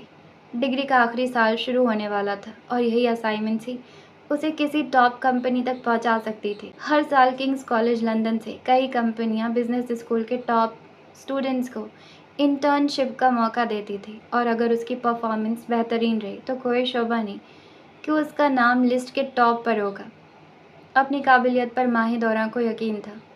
چند سیکنڈ پہلے پورا ہال خاموشی میں ڈوبا تھا، اور اگلے ہی لمحے وہاں تالیوں کا شور تھا۔ اترے ہوئے چہرے پر مسکراہٹ بکھری تھی۔ ہاتھ سینے پر رکھ اس نے ہلکا سا جھک کر جیسے شکریہ ادا کیا ہو۔ فرنٹ رو میں بیٹھے اس کے دوستوں پر نظر پڑتے اس کی مسکراہٹ مزید گہری ہوئی تھی۔ ان کا بس نہیں چل رہا تھا، وہ اسٹیج پر پہنچ کر اسے گلے لگا لیتے۔ نظر ان سے ہٹی، پچھلی سیٹوں پر رکی۔ اس کے دیکھنے پر ڈان نے گہری مسکراہٹ کے ساتھ ہاتھ اس کی جانب لہرایا تھا، جس پر وہ سر نفی میں ہلاتی مسکرا دی۔ ساتھ بیٹھا رائٹ سنجیدگی سے اسے دیکھ رہا تھا۔ اس پر نظر پڑتے ماہ کی مسکراہٹ تھمی تھی۔ ان کے گروپ میں صرف ڈان ہی اس کے لیے تالیاں بجا رہا تھا، شاید تو جیسے ہال میں موجود ہی نہیں تھا۔ باقی ایزابیلا اور فلورا سے وہ امید بھی نہیں رکھتی تھی کہ وہ ماہی دورہ کی کامیابی پر خوش ہو سکتی ہے۔ پروفیسر ایڈیسن اپنی جگہ چھوڑتے اسٹیج پر آئے، دایاں ہاتھ ماہی دورہ کی جانب بڑھایا، جسے ماں نے بڑی سی مسکراہٹ کے ساتھ تھاما تھا۔ ویری ویل ڈن ماہی دورہ، ہمیشہ کی طرح تم نے خود کو ثابت کیا ہے۔ مجھے یقین ہے ڈگری سے پہلے تم کئی کمپنیوں میں اپنی جگہ بنانے میں کامیاب ہو جاؤ گی۔ پروفیسر کے الفاظ پر اسے ایک اعتماد سا ہوا تھا۔ سرس بات میں لائے ان کا شکریہ ادا کیا۔ ایک فیور چاہتا ہوں تم سے، امید ہے تم مجھے مایوس نہیں کرو گی۔ پروفیسر کی بات پر اس نے ناسمجھی سے انہیں دیکھا۔ کیسی فیور پروفیسر؟ اس کلاس کے بعد میں تفصیلاً بات کروں گا، اب تم اپنی سیٹ پر جا سکتی ہو۔ ان کی بات پر کنفیوز سی ماہ سر ہلاتی اپنی سیٹ کی سمت بڑھی۔ گاڈ لڑکی، کیا کھاتی ہو تم؟ اتنی کمال اسائنمنٹ، اور اس سے بھی بڑھ کر تمہارا لیکچر ڈیلیور کرنے کا انداز۔ اس کے بیٹھنے سے پہلے ریا شروع ہو چکی تھی۔ سیریسلی ماہی دورہ، بہت اچھی پریزنٹیشن تھی، کوئی شک نہیں کہ تم سب پروفیسرز کی کیوں لاڈلی ہو۔ آمنہ کی بات پر وہ ہلکا سا ہنسی تھی، مسلسل تعریف پر وہ جھیپ رہی تھی۔ لیکن میں تم سے جیلس ہو رہا ہوں، تم مجھ سے آگے جا رہی ہو بھائی، ہم پہلے سال سے ایک ساتھ آ رہے ہیں، یہ ناانصافی ہے۔ ذکی کی مصنوعی دہائی پر وہ کھل کر ہنسی تھی۔ پھر تو میرے لیے فخر کی بات ہونی چاہیے کہ میں دا گریٹ زکریا ملک سے آگے نکل رہی ہوں۔ کندھے اچکا کر وہ ہنس کر بولی۔ ذکی اس کی بات پر سر جھکائے ہنس دیا۔ نکل جاؤ بھائی، تم نے لندن کی کمپنیوں کے لیے بھاگ دوڑ کرنی ہے، ہمارا کیا ہے، ہم نے نکل جانا ہے اپنے دیس کی جانب۔ تم تو بس واپسی کے خواب دیکھتے رہنا ذکی، کبھی جو یہاں رکنے پر شکر گزاری کا اظہار کیا ہو۔ ریا کے ناک چڑھانے پر وہ ہنسا تھا۔ سوائے یہاں کے پڑھائی کے مجھے اور کچھ بھی پسند نہیں، جس کے لیے میں شکر گزار بھی ہوں۔ دیکھ رہی ہو تم لوگ، یہ بے وفا ابھی سے ہمیں بھول گیا، سوائے پڑھائی کے اسے یہاں کچھ پسند نہیں۔ ریا نے آگے بڑھتے اس کے کندھے پر ایک زوردار تھپڑ جڑا تھا، جس پر ماں اور آمنہ نے ایک ساتھ کہکا لگایا۔ ان چاروں میں ذکی اور ریا کی ہر وقت انبن لگی رہتی تھی۔ 1 سال ابھی باقی ہے ذکی، سوچ سمجھ کر بات کرو ورنہ ہم تمہیں دوستی کے دائرے سے خارج بھی کر سکتے۔ ماں اپنی کتابیں بیگ میں ڈالتی مسکراہٹ دبائے بولی، مذاق تھا چڑیلو، تم لوگ تو پیچھے ہی پڑ جاتی ہو۔ چڑیل کس کو بولا؟ ڈریکولا کہیں کے؟ ریا نے کڑے تیوروں سے پوچھا۔ جس نے دل پر لیا اسے۔ اب کی مرتبہ ریا باقاعدہ اپنی سیٹ سے اٹھتی ذکی کی جانب لگی، لیکن اس سے پہلے ہی ذکی نے جگہ چھوڑی، کلاس سے باہر دوڑ لگائی تھی۔ ریا اپنا بیگ جھپٹ کر اس کے پیچھے بھاگی۔ آمنہ اور ماں نے ان کو دیکھ کر سر نفی میں ہلایا، ہلکا سا کہکہا لگایا تھا، میں ان کو دیکھنے جا رہی ہوں، پورے کالج کو تماشا دکھا رہے ہوں گے، تم آ رہی ہو؟ اپنا بیگ تھامتی آمنہ کھڑی ہوئی۔ میں کچھ دیر میں ملتی ہوں، پروفیسر نے مجھ سے کچھ ڈسکس کرنا ہے۔ ماں کے جواب پر سر اس بات میں ہلاتی آمنہ کلاس سے باہر نکل گئی۔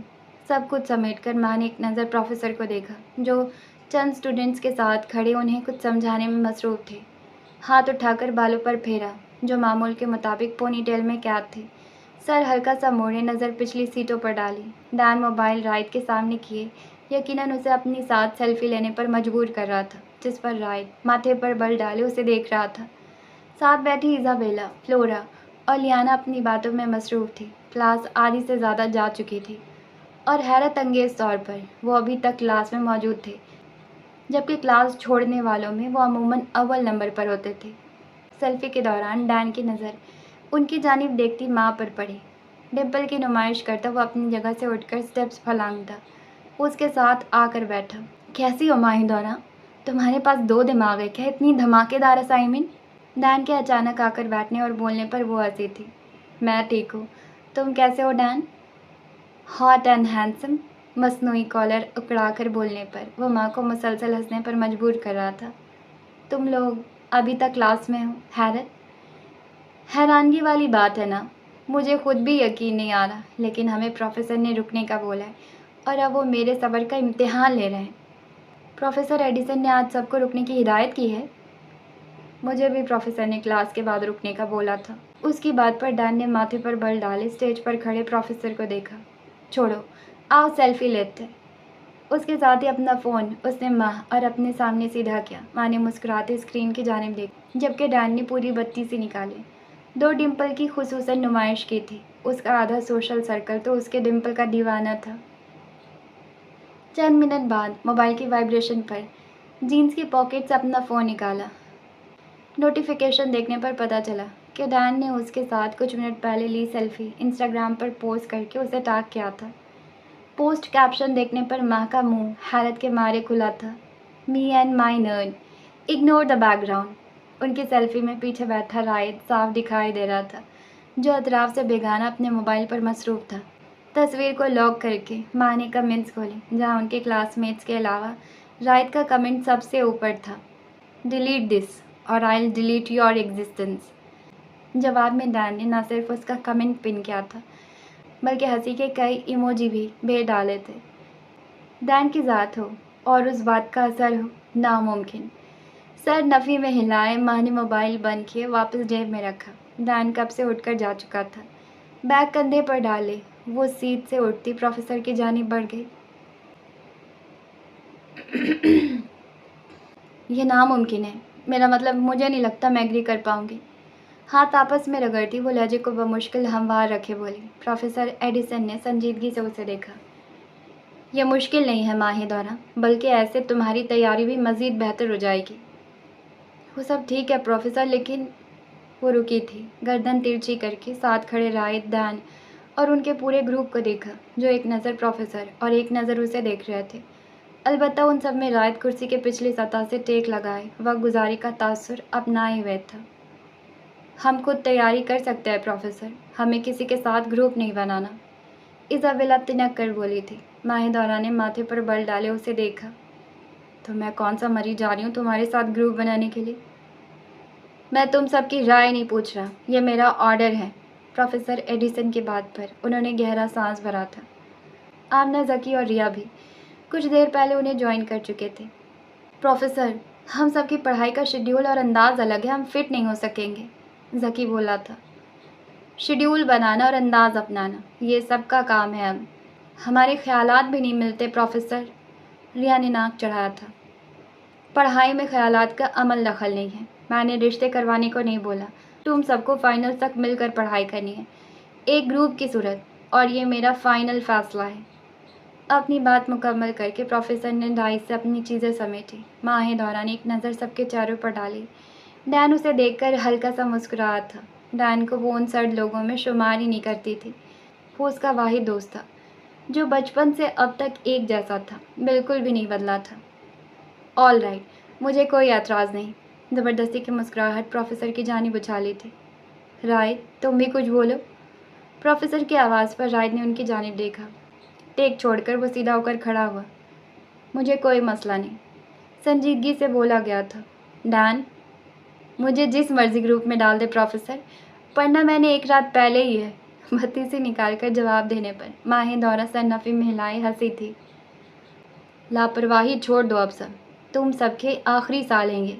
کنگز کالج کا کوئی اسٹوڈنٹ آج تک ناکام نہیں ہوا، اور میں چاہوں گا کہ تم سب میرے ٹاپ لسٹ اسٹوڈنٹ میں شامل ہو، میرا نام روشن کرو، مجھے فخر محسوس کرواؤ۔ آپ کے نام کے اوپر میں بلب لگاؤں گا پروفیسر۔ سینے پر ہاتھ رکھ کر ڈین ادب سے بولا تھا۔ نہ چاہتے ہوئے بھی سب کے چہروں پر ہنسی بکھری تھی۔ ڈین، تمہارے ڈیڈ میرے بہت پرانے واقف کار ہیں۔ اتنا تعارف کافی تھا۔ ڈین کی بتیسی اندر جا چکی تھی۔ کم آن پروفیسر، مذاق تھا صرف۔ اپنا ایک ٹائم ٹیبل سیٹ کر لو اور تیاری میں ایک دوسرے کی مدد کرو۔ آپس کے اختلافات ایگزامز کے بعد کے لیے رکھ دینا۔ آخری بات کہتے وہ اپنا بیگ سنبھالتے کلاس سے باہر نکل گئے۔ ماہ دورہ نے اپنے دوستوں کی جانب دیکھا جو ماتھے پر بل ڈالے یقیناً اس فیصلے سے خوش نہیں تھے۔ خوش تو سامنے کھڑے بیک بینچرز بھی نہیں تھے۔ کب سے شروع کرے پھر؟ ڈین کی جانب سے سوال آیا تھا۔ منڈے 11 بجے سب لائبریری میں پہنچ جائیں، ماہ دورہ نے گویا اعلان کیا تھا۔ نو وے، لائبریری میں کون پڑھتا ہے؟ فلورا لائبریری کے نام پر ناک چڑھائے بولی تھی۔ انسان پڑھتے ہیں، آمنہ چہرے پر تپتی مسکراہٹ سجائے بولی۔ پھر تم لوگ بتاؤ، کہاں پڑھنا چاہتے ہو؟ ریا نے انہیں دیکھتے سوال کیا۔ کیفے میں، ڈین کا جواب فوراً آیا تھا۔ ماہ دورہ نے ناسمجھی سے اسے دیکھا۔ کیفے کے شور میں کیسے پڑھا جا سکتا ہے ڈین؟ مجھے لوکیشن سینڈ کر دینا، لاپرواہی سے بولتا رائٹ باہر کی جانب بڑھا ہی تھا جب ڈین نے اس کا بازو تھامے اسے واپس لایا۔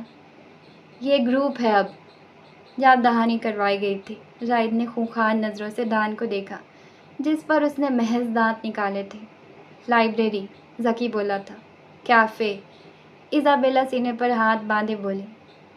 کلاس روم، ریا کے بولنے پر ڈین نے گندا سا منہ بنائے اسے دیکھا۔ لان، لیانا نے حصہ ڈالا تھا۔ پارکنگ، ڈین کی دھنی الگ تھی۔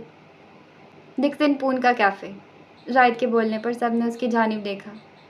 ہاں وہ ٹھیک ہے، وہاں پر تو شور بھی نہیں ہوتا، فلورا نے تائید کی تھی۔ اوکے، ڈکسن پون کا کیفے، ریا بولی تھی۔ ماں نے ایک نظر خود کی جانب دیکھتے رائد کو دیکھا، پھر سر ازوات میں ہلا دیا۔ 11 بجے ڈکسن پون میں آ جائیں سب۔ اپنی بات کہتی وہ بیگ کندھے پر لٹکائے ایک نظر رائد پر ڈالتی کلاس سے باہر نکل گئی۔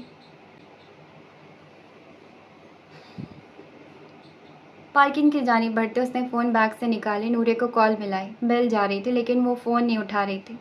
وہ اس کو پریزنٹیشن کے بارے میں بتانا چاہتی تھی لیکن شاید وہ کلاس میں مصروف تھی۔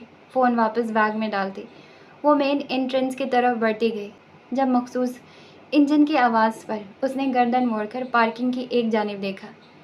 بائک سٹارٹ کیے وہ ہیلمٹ ہاتھ میں تھامے اپنے دوستوں کی کسی بات کا جواب دیتا ہلکا سا ہنسا تھا۔ ماہ دورہ کے چلتے قدم ہلکے پڑے تھے۔ یہ مسکراہٹ اب شادر و نادر ہی دیکھنے کو ملتی تھی اور اس مسکراہٹ کو دیکھنے کے لیے وہ کچھ بھی کر سکتی تھی۔ ہلکے پڑے قدم مکمل رک چکے تھے۔ ایک ہاتھ سے ماتھے پر بکھرے بال پیچھے کرتا وہ ڈین کی کسی بات پر سر ہلکا سا پیچھے گرائے کہکہا لگائے ہنسا تھا۔ جب وہ مسکراتا تھا تو نیلی آنکھیں چمک اٹھتی تھی جیسے سمندر کے پانی پر سورج کی کرنیں پڑ رہی ہوں۔ لب خود بخود ہلکی سی مسکراہٹ میں ڈھلے تھے۔ کیا یہ مسکراہٹ مستقل نہیں رہ سکتی تھی؟ کیا وقت تھم نہیں سکتا تھا؟ کیا رائد؟ ماہ دورہ، اپنے نام کی پکار نے اسے خیالوں سے باہر نکالا تھا۔ نظریں رائد سے ہٹائے اس نے اپنے سامنے کھڑے نفوس کو دیکھا۔ دراز قد کے ساتھ رومان اپنی سبز آنکھیں چھوٹی کیے اسے دیکھ رہا تھا۔ رومان، لہجے میں ہلکی سی حیرانگی تھی۔ یہ تیسری آواز تھی۔ مطلب؟ تیسری آواز پر تم نے اپنے خیالات سے باہر آنے کا فیصلہ کیا۔ بنا کسی تاثر کے جواب پر ماہ دورہ نے ماتھے پر ہلکے سے بل ڈالے۔ رومان اور اس کے صاف ستھرے جواب۔ آپ یہاں کالج میں کیسے؟ گاڑی میں، ہاتھ میں پکڑی چابی اوپر کیے بتایا گیا تھا۔ میرا مطلب، اگر کوئی کام تھا تو مجھے کال کر دیتے، میں خود آ جاتی۔ میں نے تمہیں کئی مرتبہ کال کرنے کے بعد کالج کے اندر آنے کا فیصلہ کیا ہے۔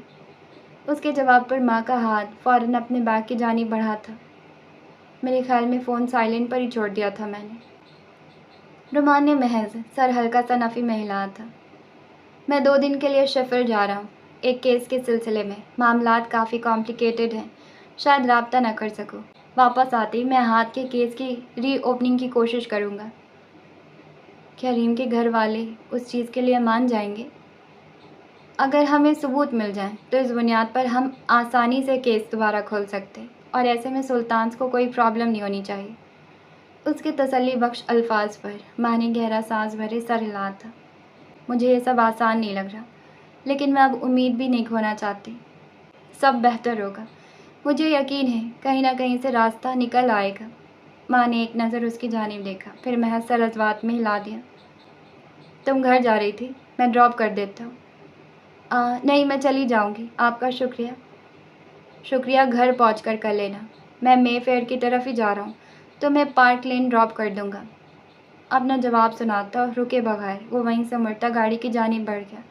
ماں نے آنکھیں چھوٹی کیے اس کی پشت کو دیکھا۔ بیگ کے اسٹریپ کو کندھے پر مضبوطی سے تھامے اس نے سرسری سی نظر رائٹ کی جانب ڈالی۔ ایک لمحے کو لگا تھا جیسے وقت تھم گیا ہو، وہ اسی کی جانب دیکھ رہا تھا۔ آنکھوں میں کچھ دیر پہلے والی چمک غائب ہو چکی تھی، اس کی جگہ سیاہی نے لے لی تھی۔ رائٹ کی نظریں گاڑی میں سوار ہوتے رومان پر گئی، پھر واپس ماں کی جانب آئیں۔ ہاتھ میں تھامے ہیلمٹ پر پکڑ سخت ہوئی تھی۔ ماں نے اس کی سخت نظروں سے نظریں ہٹائے رخ موڑا۔ ایک گہرا سانس ہوا میں خارج کرنے کے بعد وہ رومان کی گاڑی کی جانب بڑھ گئی۔ کھانے کے ٹیبل پر وہ 4 نفوس بیٹھے مکمل توجہ کھانے کی جانب رکھے ہوئے تھے۔ ڈائننگ ہال کی خاموشی کو محض پلیٹ کے ساتھ ٹکراتے چمچوں کی آواز توڑ رہی تھی۔ نوالا منہ میں رکھ کر روزی نے ایک نظر سربراہی کرسی پر بیٹھے یوسف سلطان پر ڈالی، پھر اپنے سامنے کھانے کے پلیٹ پر سر گرائے رائد اور زین کو دیکھا۔ یہ خاموشی ان کی زندگی کا حصہ بن چکی تھی۔ اتنے بڑے گھر کے وہ 4 افراد اپنی زندگیوں میں مصروف محض اس کھانے کے ٹیبل پر اکٹھے ہوتے تھے، خاموشی سے کھانا کھاتے اور اسی خاموشی سے اٹھ کر اپنے کمروں کی جانب بڑھ جاتے۔ ان سب سے باقی چاہے کسی کو فرق نہ پڑتا ہو، لیکن روزی کو اپنا دل ٹوٹتا محسوس ہوتا تھا۔ چند سال پہلے اس ٹیبل پر سوائے خاموشی کے سب موجود ہوتا۔ ریم اور رائد کی نوک جھونک پر یوسف سلطان کی ہلکی ڈپٹ کے ساتھ ڈنر کب شروع ہوتا اور کب ختم محسوس ہی نہیں ہوتا۔ زین شروع سے ہی کم گو تھا، لیکن وہ دونوں بہن بھائیوں کی باتوں پر بیٹھا مسلسل مسکراتا تھا۔ رائد، تمہارا سیمسٹر کب ختم ہو رہا ہے؟ گلا کھکار کر روزی نے بالآخر خاموشی کو توڑنا چاہا۔ آواز پر سب کی نظر ان کی جانب اٹھی تھی۔ اگلے ماہ، مختصر جواب ملا تھا۔ کیسی تیاری ہے تمہاری؟ کسی مدد کی ضرورت تو نہیں؟ مسکراتے پوچھا تھا۔ جواباً رائد نے ہونٹ کھینچے سر نفی میں ہلایا۔ بہتر ہے، اگر ضرورت پڑی تو آپ ہیں نا؟ روزی نے گہری مسکراہٹ سے سر ازوات میں ہلائے یقین دہانی کرائی تھی۔ اس سیمسٹر کے بعد تمہاری ڈگری کا آخری سال شروع ہو جائے گا۔ آفس بھی جوائن کرنے کی کوشش کرنا، ڈگری کے ساتھ تجربہ بھی ملتا رہے گا۔ بائیں جانب بیٹھے زین کی بات پر رائد نے اسے دیکھتے آنکھیں گھمائی تھی۔ آفس کا وقت جب آئے گا تب دیکھا جائے گا۔ زین ٹھیک کہہ رہا ہے، تمہیں انٹرنشپ کی بھی ضرورت نہیں ہے، تمہیں اپنی کمپنی ہی جوائن کرنی ہے۔ روزی بھی زین کی بات سے متفق ہوئی تھی۔ لیکن انٹرنشپ ضروری ہے آنٹی، رائٹ ڈگری کے بعد ڈائریکٹ بزنس ہینڈل نہیں کر سکتا۔ کنگز کالج سے ہر سال اسٹوڈنٹس انٹرنشپ کے لیے ہماری کمپنی جوائن کرتے ہیں، رائٹ کو بھی ان میں شامل ہونا پڑے گا۔ زین کے جواب پر رائد نے ماتھے پر ہلکے سے بل ڈالے تھے۔ میں اپنی ہی کمپنی ایک انٹرنی کے طور پر جوائن کروں گا زین؟ نیور، رائد سلطان کو یہ سوٹ نہیں کرتا۔ لہجے میں خود اعتمادی تھی۔ ڈین نے چند سیکنڈ رک کر اس کو دیکھا۔ میں نے بھی یہ کمپنی ایک انٹرنی کے طور پر ہی جوائن کی تھی، ویسے بھی یہ بزنس کا حصہ ہے۔ اس کے لہجے میں کچھ تھا جس پر روزی اور راحت نے ایک ساتھ اس کی جانب دیکھا تھا، لیکن وہ نظر جھکائے کھانے کی جانب مصروف ہو چکا تھا۔ زین، تمہیں میرے بیٹے کے مستقبل کی فکر کرنے کی ضرورت نہیں ہے۔ اس کے لیے کیا بہتر اور کیا نہیں، اس کی فکر کے لیے اس کا باپ موجود ہے۔ بہتر ہوگا تم ان معاملات سے خود کو دور رکھو۔ کب سے خاموش بیٹھے یوسف سلطان اپنے مخصوص کرخت لہجے میں تو باقی سب کو کچھ وقت کے لیے خاموش کروا چکے تھے۔ روزی نے افسوس سے ان کی جانب دیکھا، جبکہ راحت کے ماتھے کے بل مزید واضح ہوئے تھے۔ ڈین، زین صرف ایک بات کر رہا ہے، آئندہ نہیں کرے گا۔ اپنی بات مکمل کرتے وہ نیپکن ٹیبل پر رکھ کر کرسی دھکیل کر کھڑے ہوتے اپنے کمرے کی جانب بڑھ گئے۔ راحت نے گردن موڑے سر جھکائے زین کو دیکھا، جس کے تاثرات بالکل نارمل تھے۔ بلا شبہ وہ اب عادی ہو چکا تھا یوسف سلطان کی باتوں کو دل پر لینا، شاید اس نے عرصہ دراز سے چھوڑ دیا تھا۔ زین، سوری بھائی، ڈیڈ کی باتوں کو اگنور کر دو۔ جواباً زین نے ہلکی سی مسکراہٹ سے اس کی جانب دیکھا، ہاتھ بڑھایا، اس کے کندھے کو ہلکا سا تھپ تھپایا۔ میں ان کی باتوں کا برا نہیں مناتا راحت۔ اس کی مسکراہٹ اور نرم لہجے پر راحت کو اپنے دل پر وزن سا پڑتا محسوس ہوا تھا۔ کئی سال گزر چکے تھے اور یہ دیوار کبھی نہیں گر سکی تھی۔ زین بیٹا، آنٹی پلیز، سب ٹھیک ہے، کھانا مکمل کریں آپ۔ مسکراہٹ کے ساتھ روزی کی بات کاٹی۔ کھانے کے بعد لان میں کافی کے لیے مجھے کون جوائن کرے گا؟ روزی کے سوال پر راحت کے چہرے پر مسکراہٹ پھیلی تھی۔ سنجیدہ ماحول کو کیسے بدلنا ہے یہ روزی بخوبی جانتی تھی۔ میں کافی کو نہ نہیں بول سکتا، زین نے جواب دیا تھا۔ روزی نے سر حسبات میں ہلائے راحت کی جانب دیکھا۔ مجھے رائڈ پر جانا تھا، لیکن میں کافی کے بعد نکل جاؤں گا۔ جواب پر روزی کے چہرے پر بڑی سی مسکراہٹ پھیلی تھی۔ آل رائٹ، میں کافی بناتی ہوں، تم دونوں لان میں چلو۔ کرسی سے اٹھتی وہ بات مکمل کی کچن کی جانب بڑھ گئی۔ میں انٹرنشپ کروں گا۔ آواز پر زین نے رخ موڑے اسے دیکھا، چہرے پر مسکراہٹ پھیلی تھی۔ تم جانتے ہو، تم مجھے بہت عزیز ہو راحت، میں تمہیں کامیاب ہوتا دیکھنا چاہتا ہوں۔ میں سب جانتا ہوں، تم بس اپنا دل خراب مت کرنا۔ فکر نہیں کرو، دل اب بہت مضبوط ہو چکا ہے، چلو باہر چلتے ہیں۔ ہلکی مسکراہٹ کے ساتھ کہتے وہ راحت کے کندھے پر بازو پھیلائے اسے لیے باہر لان کی جانب بڑھ گیا۔ ہاں جی تو مجھے لگتا ہے کہ آج کے اس ایپیسوڈ کو ہمیں یہیں روک دینا چاہیے، اور ہم نے آلموسٹ آدھا ناول پڑھ لیا ہے، آلموسٹ آدھا، ابھی آدھا باقی ہے، یا آدھے سے کچھ حصہ زیادہ، اور مسٹری ابھی بھی وہیں برقرار ہے۔ آپ کو کیا لگتا ہے؟ رائٹر نے دو لوگوں کی طرف ہمیں شک میں ڈال دیا ہے، ایک زین اور ایک ڈین، چونکہ زین نے تھوڑی دیر بعد جوائن کیا تھا پارٹی کو اور ڈین پارٹی کے بیچ سے کہیں چلا گیا تھا، لیکن مجھے زیادہ شک ہے زین پر، اور اگر وہ ڈین نکلا تو قسم سے میرا دل ٹوٹ جانا ہے۔ ڈین مجھے بہت پسند ہے، تو پلیز رائٹر، ڈین نے ایسی کوئی حرکت نہ کی ہو، پلیز پلیز پلیز اسے نہ خراب کرنا، پلیز اس کے کیریکٹر کو ایسا نہ بنانا کہ آخر میں وہ کچھ ایسا نکلے۔ ایسا ہونا تو نہیں چاہیے، لیکن اگر ایسا ہوا تو میرا دل ٹوٹ جائے گا۔ اور زین ہو سکتا ہے، پر مجھے ایسا کیوں لگ رہا ہے کہ رائٹر کچھ ایسا لکھیں گے جو ہم سوچ بھی نہیں سکتے، چونکہ مجھے سجل سعید سے کچھ زیادہ ہی ایکسپیکٹیشنز ہو گئی ہیں، تو مجھے ایسا لگ رہا ہے کہ وہ اتنی کامیاب رائٹر تو ہیں کہ کچھ اچھا لکھیں گے۔ اب مجھے کہیں نہ کہیں تھوڑا بہت ڈر ہے کہ کہیں وہ ڈین کو ایسا نہ دکھا دیں، آئے ہائے ڈین نے ایسا نکل جانا ہے تو میرا دل ہی ٹوٹ جانا ہے۔ خیر کوئی نہیں، ابھی بھی آدھا ناول باقی ہے۔ ویسے میں ویٹ کر رہی تھی کہ ڈین نے نورے کو رائڈنگ پر بلائی ہے تو وہ والا سین دکھا دیں، لیکن وہ سین ابھی تک آیا نہیں اور کافی ٹائم ہو رہا ہے، تو اس وجہ سے میں نے ناول کو روک دیا ہے۔ پتہ نہیں وہ سین آئے گا بھی یا نہیں آئے گا، لیکن وہ سین بہت اچھا تھا اور انوئنگ بھی تھا، جس میں ڈین نے مسلسل میسیجز کر کے نورے کو پریشان کر دیا تھا۔ مجھے ایک پل کو لگا کہ ہائے یہ سائیکوپیتھ جیسا کیوں بیہیو کرنے لگا، کیا رائٹر نے اس کو خراب کرنا شروع کر دیا ڈین کے کیریکٹر کو، لیکن پھر جیسے کامیڈی میں چینج ہوا وہ سین مجھے اچھا لگا۔ خیر، ہاں ملیں گے کل نیکسٹ ایپیسوڈ کے ساتھ۔ آپ جانے سے پہلے چینل کو سبسکرائب کریں، لائک کریں، شیئر کریں، کامنٹس کریں، مجھے دعا میں یاد رکھیں۔ Okay, tata, bye.